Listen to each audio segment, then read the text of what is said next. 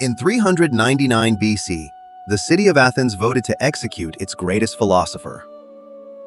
Socrates was 70 years old. He had spent his entire adult life walking around this city, talking to people, asking questions, making powerful men look foolish in public. He did this for decades. Nobody stopped him. And then one day, the citizens of Athens, the world's first democracy, voted to make him drink poison. Now, most people hear that story and think, what a tragedy. What a failure of democracy. The mob silenced a genius. But here's what I want you to consider today. That story is not evidence that the Greek system failed. It's evidence that the Greek system was working exactly as designed. And to understand why, we need to talk about something that looks, on the surface, like one of history's great political failures. The fact that Greece never united. 1,000 city-states, centuries of wars with each other, an inability or a refusal to become one country. Historians have called this a tragedy, a missed opportunity, the fatal flaw of Greek civilization. I'm going to argue the opposite. Greece's failure to unite was not a bug, it was the feature, and it is the reason that you and I live in the kind of world we live in today. Pull up a map of ancient Greece. What do you see? Chaos. Hundreds of tiny independent states, some the size of a modern city, some barely larger than a neighborhood. Athens, Sparta, Corinth, Thebes, Argos, Miletus, Syracuse. 1,000 separate political entities crammed into a peninsula roughly the size of Alabama. The standard interpretation is simple. Unfortunate geography produced unfortunate politics. The mountains cut the valleys off from each other. The sea separated the islands. If only the terrain had been flatter, the Greeks might have united, been stronger, lasted longer. This is exactly backwards. The fragmentation was not a handicap the Greeks had to overcome. It was an engine, and the fuel it ran on was competition. Think about what happens when there's only one employer in a town. Wages go down, working conditions get worse. People have no choice, so the employer has no reason to improve. Now think about what happens when there are 20 employers competing for the same workers. Wages go up, benefits improve. Each employer has to offer something better than the next one to attract talent. Greek city-states were doing something similar, but with ideas, with governance, with human potential. If you were a philosopher in a city that didn't value philosophy, you could move to one that did. If you invented a better technique, cities would compete to attract you. If your government became oppressive, you could leave. The competition created relentless pressure to improve, to innovate, to attract the best people. Empires standardize. Greek city-states experimented. In 508 BC, a politician named Cleisthenes pushed through a series of reforms in Athens. Historians now recognize those reforms as the birth of democracy. The word itself, demokratia, was invented in Athens, rule by the people. It had never existed before, anywhere. And democracy was not an obvious idea. It was not the natural endpoint of political evolution. It was a radical, counterintuitive experiment that most people at the time thought was insane. The idea that ordinary citizens, not aristocrats, not generals, not priests, should make collective decisions about war, taxation, and law?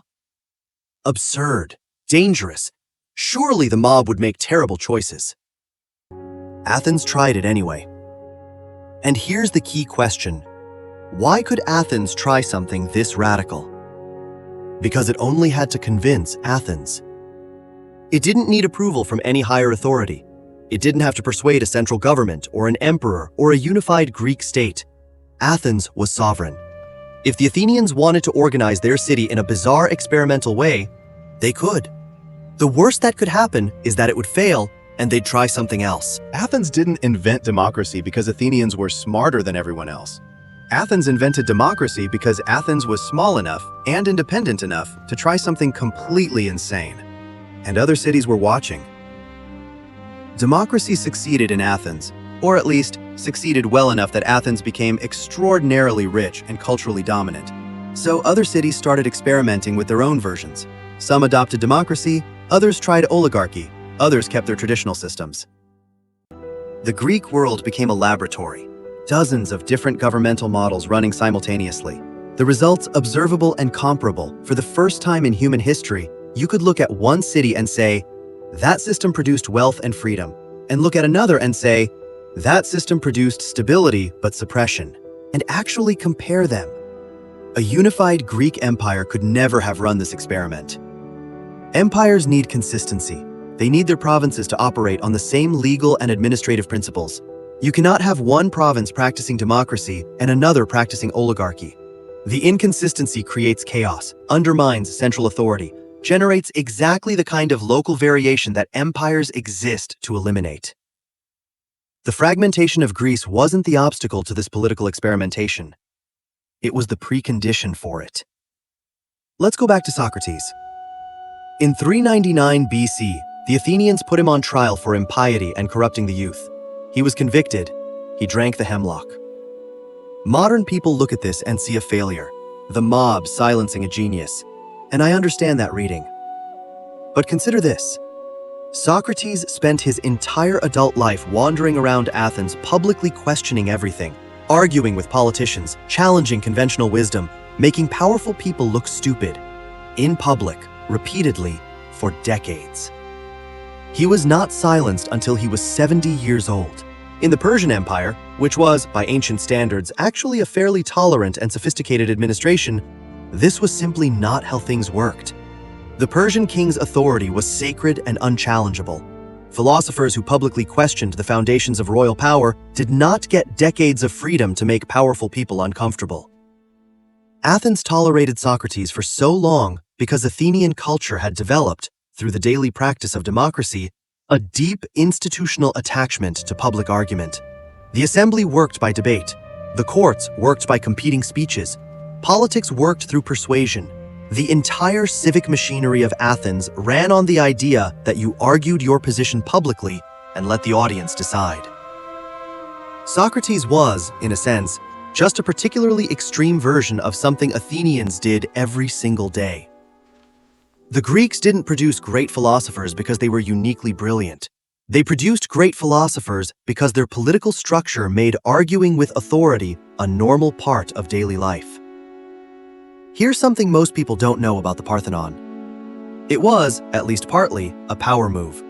After the Persian Wars, Athens took the treasury of the Delian League, a mutual defense alliance where member states paid tribute for collective protection, and used it to fund the most spectacular building program the Greek world had ever seen.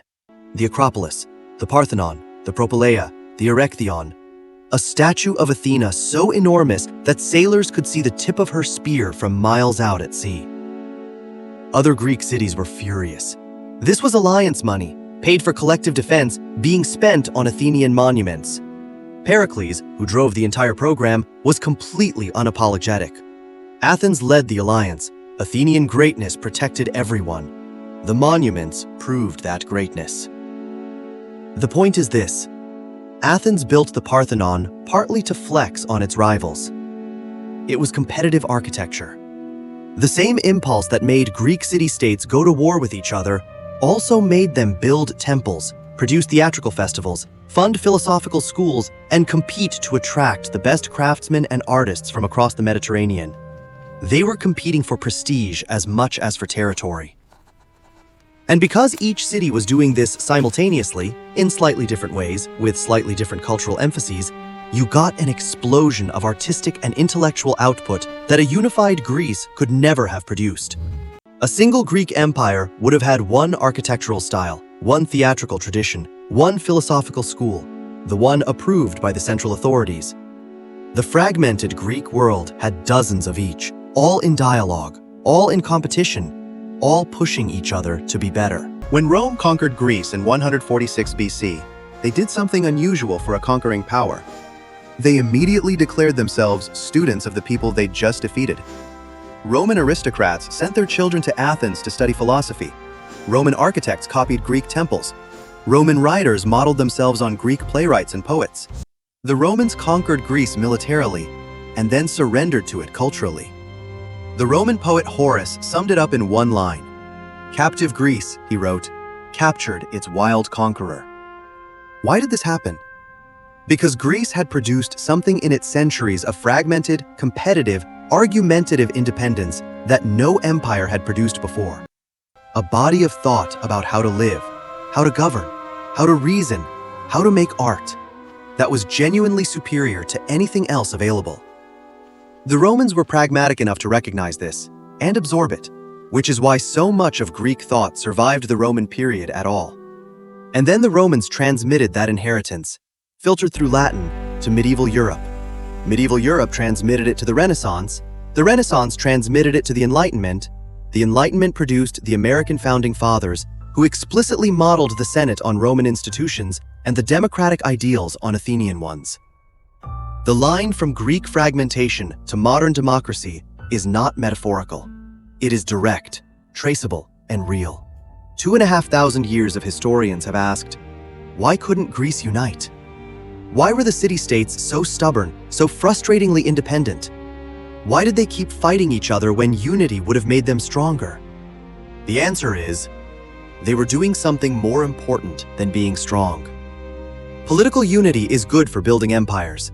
It's good for military effectiveness, administrative efficiency, territorial expansion. The Greeks were genuinely terrible at all of this.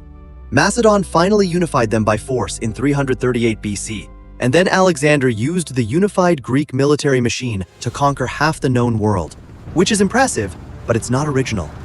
Empires had been conquering things since long before Greece existed.